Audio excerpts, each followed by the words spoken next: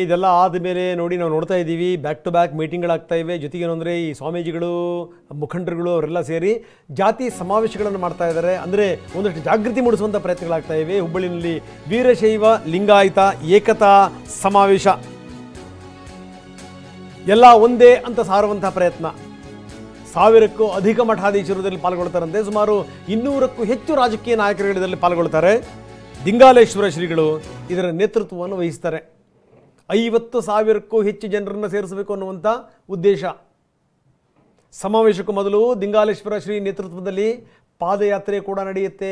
3000 ಮಠದಿಂದ ಶುರುವಾಗುವಂಥ ಪಾದಯಾತ್ರೆ ವೀರಶೈವ ಲಿಂಗಾಯತ ಏಕತಾ ಸಮಾವೇಶ. ವೀರಶೈವ ಲಿಂಗಾಯತ ಒಂದೇ ಅಂತ ಸಾರುವಂಥ ಪ್ರಯತ್ನ. ಬೇರೆ ಬೇರೆ ಸಂದರ್ಭಗಳಲ್ಲಿ ನಾವು ನೋಡ್ತಾ ಇದ್ದೀವಿ. ಪ್ರಸನ್ನಾನಂದಪುರ ಸ್ವಾಮೀಜಿಗಳು ಕೂಡ ಹಿಂದೆ ಮೊನ್ನೆ ಮೀಟಿಂಗನ್ನು ಮಾಡಿದ್ದು. ಜೊತೆಗೆ ಪಂಚಮಸಾಲಿ ಪೀಠದ ಸ್ವಾಮೀಜಿಗಳು ಮೀಟಿಂಗನ್ನು ಮಾಡಿದ್ದು.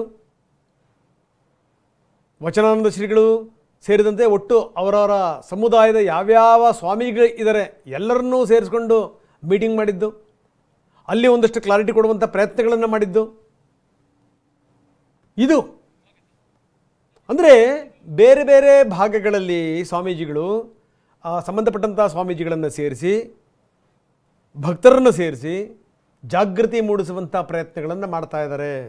ಈ ರೀತಿ ಜಾತಿ ಅದರಲ್ಲೂ ಯಾವಾಗ ಈ ಕಾಂತರಾಜ್ ವರದಿಯ ಈ ಅಂಕಿ ಸಂಖ್ಯೆಗಳು ಬಂದವಲ್ಲ, ಆ ಅಂಕಿ ಸಂಖ್ಯೆಗಳನ್ನೇ ದಿಗಿಲು ಹುಟ್ಟಿಸುವಂಥ ಸಂಖ್ಯೆಗಳು.